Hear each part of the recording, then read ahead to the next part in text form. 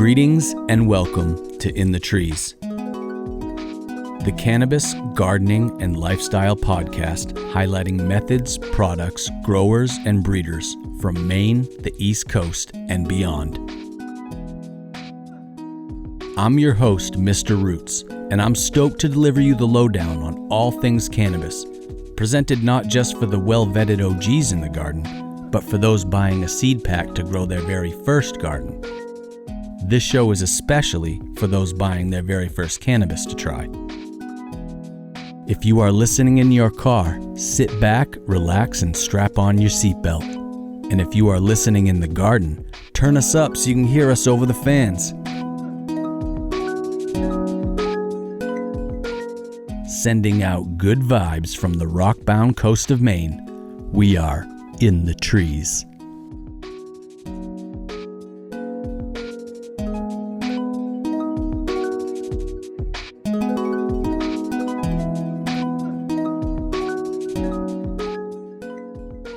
In the Trees podcast is proudly sponsored by the Maine Craft Cannabis Association. The MCCA is a diverse group of businesses and activists committed to supporting an authentic craft cannabis industry in Maine. Their motto, People, Place, and Plant, represents their focus on fighting for craft Maine-grown businesses through their legislative work in Augusta.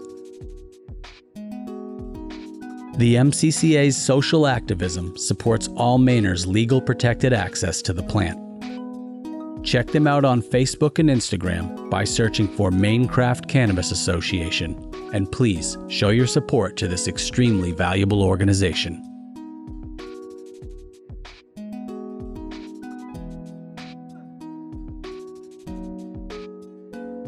Welcome back to another special feature episode of In the Trees Podcast. This right here is as important an episode as I could ever conceive of recording. Pun intended. This episode is one that we have been thinking about and working on behind the scenes for a while. Today's modern cannabis landscape is undergoing a sea change here in Maine and across the country. While we are on the cusp of recreational, adult use cannabis becoming fully legalized, I wonder if among the legislative changes, rules, and regulations in regard to cultivation, extraction, and sales, if there is something we have not thought out as well as we could.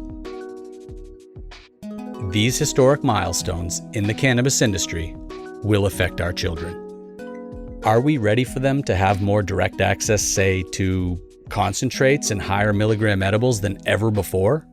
Who is providing real focused education and instruction to them? Anyone who's been around the block a few times knows when they have reached the age of responsibilities, like a mortgage, car payment, and yes, children, life changes. For those of us with kids, navigating how to handle educating them about cannabis as a plant and as something that people around them might use is something we have all likely considered at some point. For those cannabis users who don't have kids, this information is no less important to consider. The next generations, those younger than us, will still carry the torch forward. How should we educate them effectively so that the torch stays lit in the dark nights?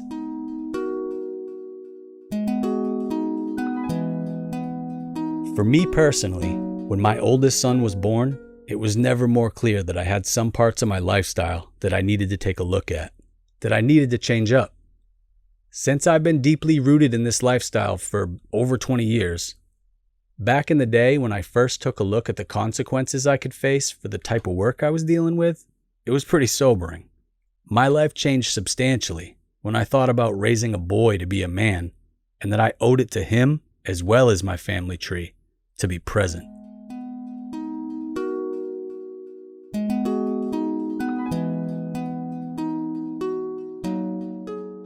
How much do you feel like having a kid changed your life? It changed everything. It changed me as a person, changed my life. It changed my outlook. I mean, he's the reason I do everything in my life. That was Sarah from Farley's Cannabis Farm describing how motherhood changed her. And here's Maine grower Grape Grows with his thoughts on the subject. Family changes a lot. My kids turned me into a much better person. After having a child, it made me reflect on just how to treat people. You can't explain it until you have children. Lastly, here is Doc from Humble Family Farms, who had this to say about the changes he faced after having his first child. Respect, Doc. Some of people know, but I have an older daughter. She's 15 years old now. And then I have two younger daughters that are 5 and 4 years old. And my first daughter was a lot different than the last two. They've all changed my life in way different ways. And they continually teach me different things about my life in different ways. My oldest daughter kind of came into life when me and my wife were really young. And we've been together for maybe about a year at that point. And she finished college. I was just starting my plumbing career. And it was kind of like not planned, but it was a blessing because at the same time, like I was struggling with a drug addiction to pills and opiates. And it was like a really bad place for me in my life. We just struggled.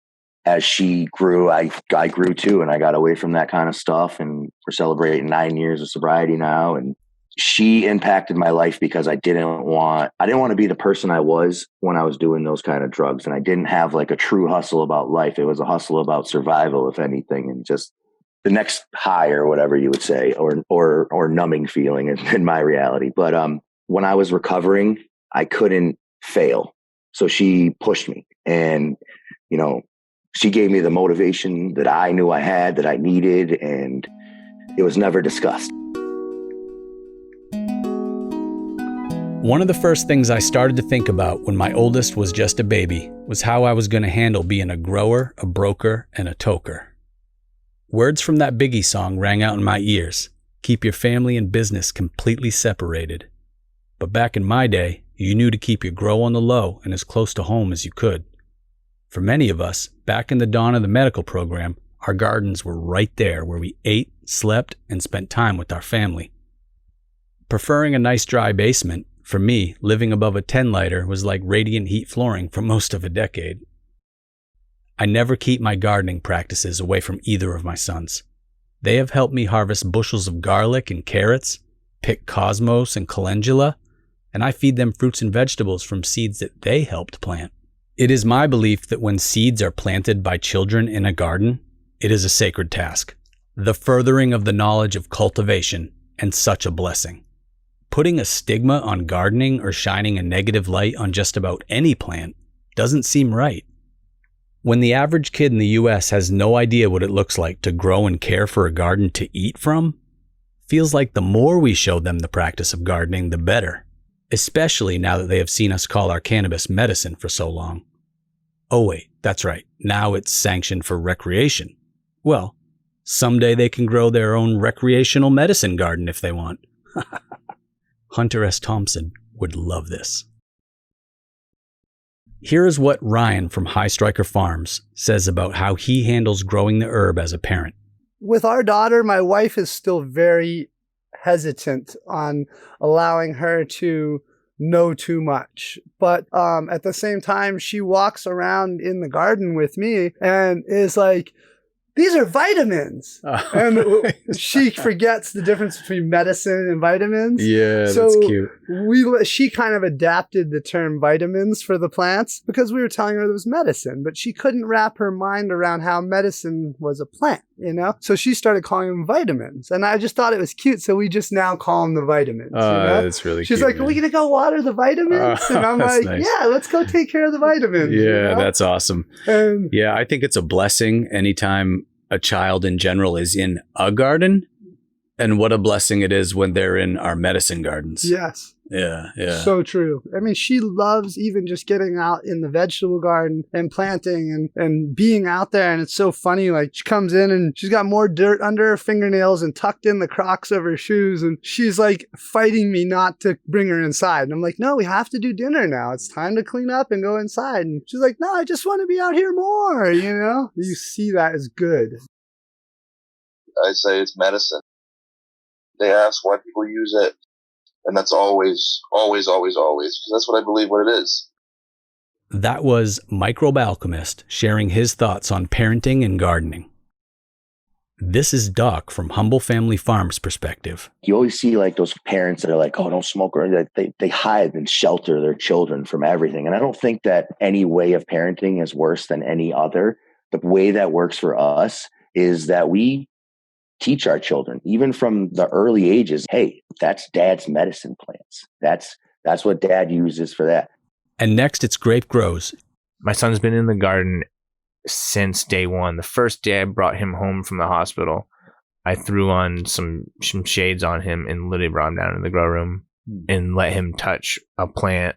Like I wanted his first plant to be a cannabis plant. The first plant that he touched was a cannabis plant. And it was like, I intended it to be genetics that he would grow. And as soon as he could walk, he always had sunglasses on, and I would turn the lights off for him and he would help me water. Like I'll turn off all my T5s and he would love the water. Like as soon as he could hold the hose, he always wanted to water. Nice. And so like I learned from my own experiences growing up that whatever you keep from me is a forbidden fruit, and I'm going to go after it way more.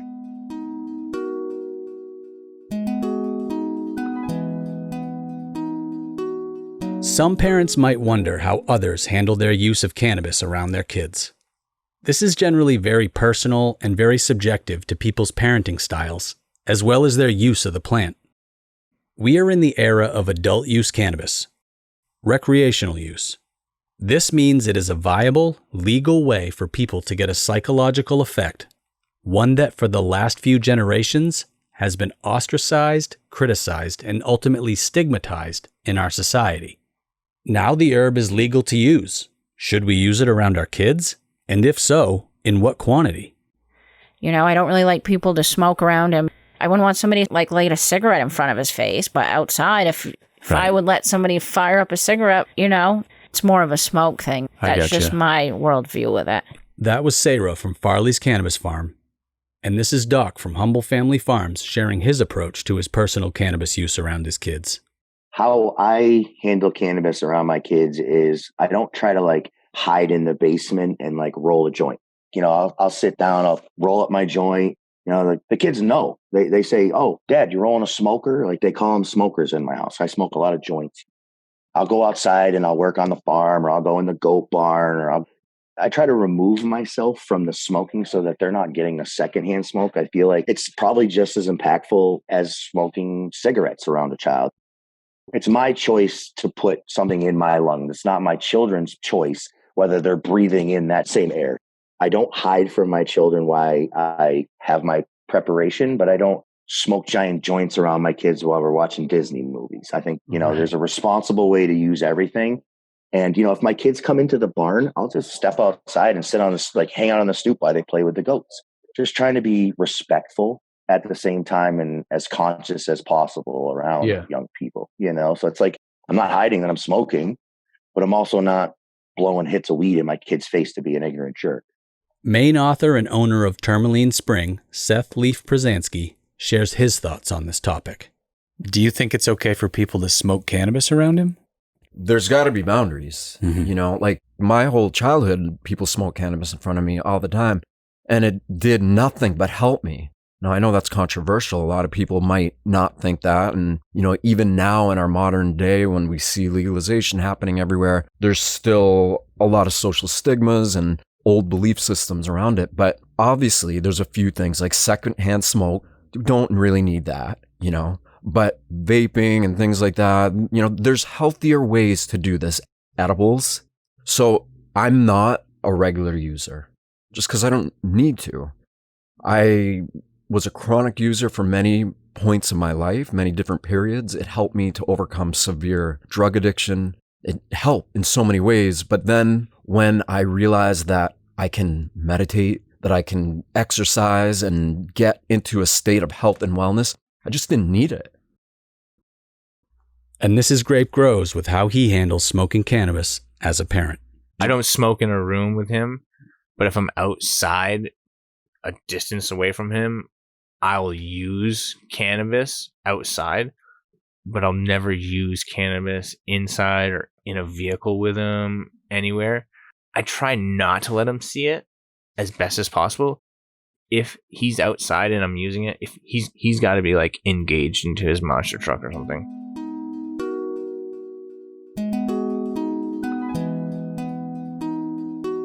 The world is going to look very different for our kids when they are adults. Will cannabis be destigmatized by then? Will it be common usage in society as a result of adult recreational use? I posed a question to several In the Trees podcast guests, asking them their thoughts about their kids or kids in general growing up to use cannabis. I just want them to be successful at whatever they do. And, obviously you can still enjoy the plant and be successful. I mean, in a perfect world, if I could hand them something and, 30 years of a legacy of what me and my team are making now, that would be, I would be so stoked. I would die a happy man to see them working with some of the shit that we plan on making or have made. Not even, like on a monetary aspect, but just to enjoy the plant themselves and remember me one day. That was Microbe Alchemist's perspective.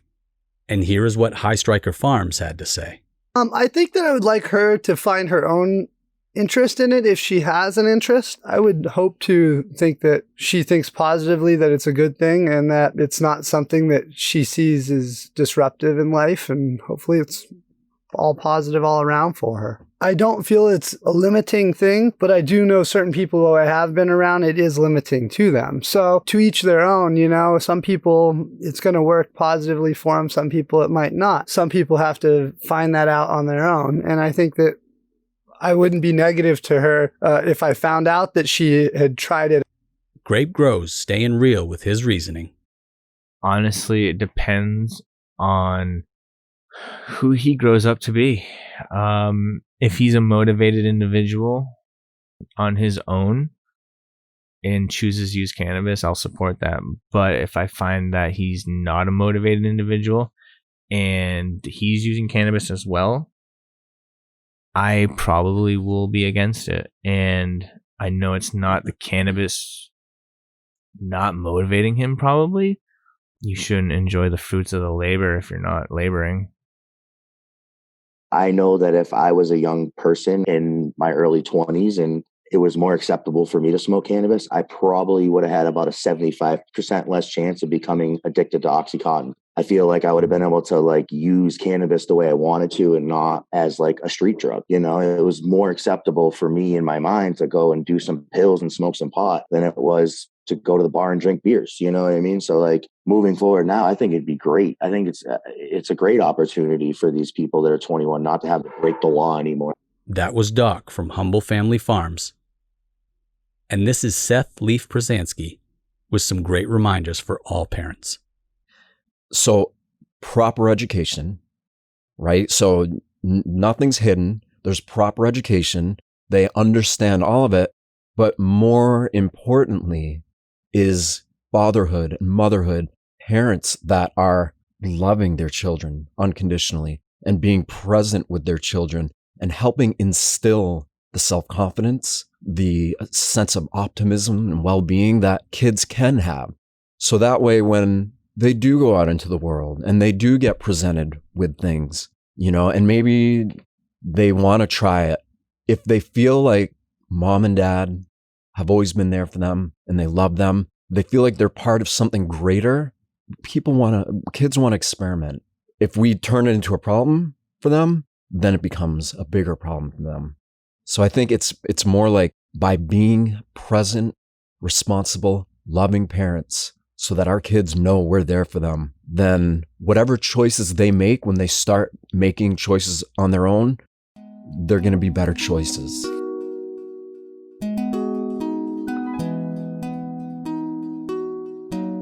Apart from the obvious celebration over the government easing up on something that should have always been a personal choice, there are some concerns that these discussions raise about what adult use and recreational cannabis will look like for the next generations, as well as the current ones. Many may only have one-sided, biased opinions provided by the stereotypes in the media, like any stoner portrayed in a movie, or check out Spicoli from Fast Times at Ridgemont High, for instance. There can also be biased opinions coming from those who may be heavy cannabis users as well. I recently read a thread in a Maine-based cannabis forum on Facebook, where a woman grower claimed she had been ridiculed and made fun of by some friends for only wanting to take 1 or 2 hits off a joint. She said that was all she needed to get high, and all she wanted.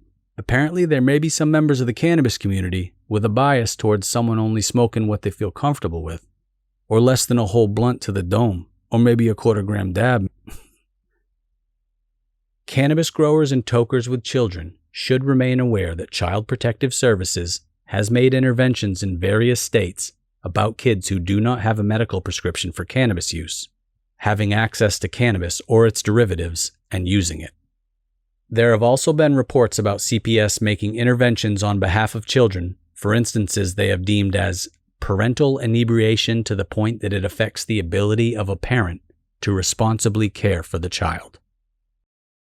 CPS may have issues with you leaving your pipe, joint, rig, etc. lying around, as well as any cannabis, concentrate, or edibles.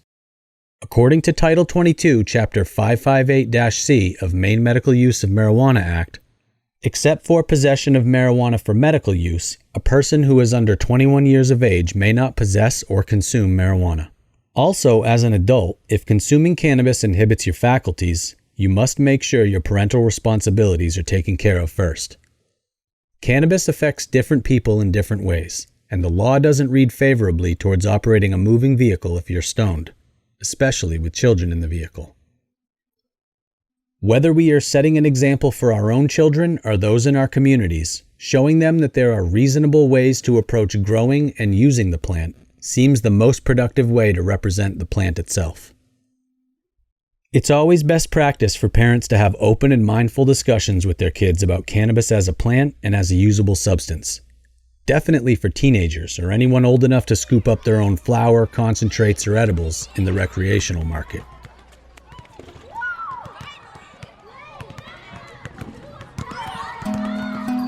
In the Trees podcast is proudly supported by Farley's Cannabis Farm, the family-run storefront of not only caregivers but patients who strongly support local small businesses and sustainable communities. Farley's Cannabis Farm is a patient-centered, handicap-accessible storefront ready to answer your questions about buying the Maine cannabis that's right for you. Specializing in a full spectrum of products, including Maine-grown flower, in-house CBD products, edibles, and concentrates, they are fully dedicated to providing medical patients the best locally sourced products for their needs. So the next time you're on Route 1 looking for the fine herb, stop by 127 Main Street in Woolwich to say hi and tell them Roots from In the Trees podcast sent you. If you're at home, head on over to farleyscannabisfarm.com, browse their menu on Weed Maps, and give them a follow on Instagram at FCF420. We really think you'll love Farley's Cannabis Farm.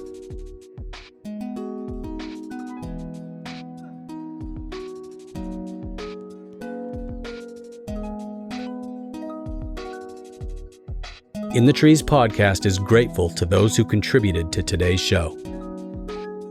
I want to personally say thank you and show some love to our guests for agreeing to share their thoughts on this very important topic. Sarah at Farley's Cannabis Farm, Grape Grows, High Striker Farms, Seth Leaf Przansky from Tourmaline Spring and author of critically acclaimed book The Fight to and Light, Microbe Alchemist, and Doc from Humble Family Farms. Someday maybe our kids might listen to this show and hear how much love and care we have for them, as well as their progress in this life. No matter our personal opinions on our own use of medical or recreational cannabis, most people want the next generation to stay safe and educated about the choices they will personally make in their own lives. Thank you all for listening to this special feature episode of In the Trees podcast.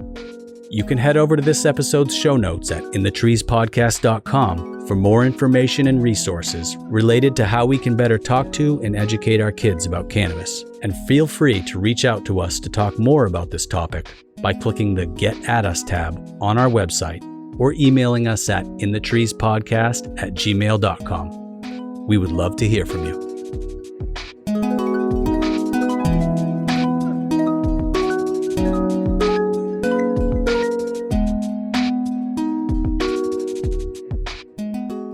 Please subscribe to our YouTube channel, rate and review us on Apple Podcasts, or download us on Spotify. We want to deliver you more great audio and video content, and your support is greatly appreciated. If you would like to become a patron for In the Trees to show even more love and support, You can click the Donate tab on our website, which is linked to PayPal and Venmo, or you can look us up on Patreon under In the Trees Podcast and feel free to donate to the show.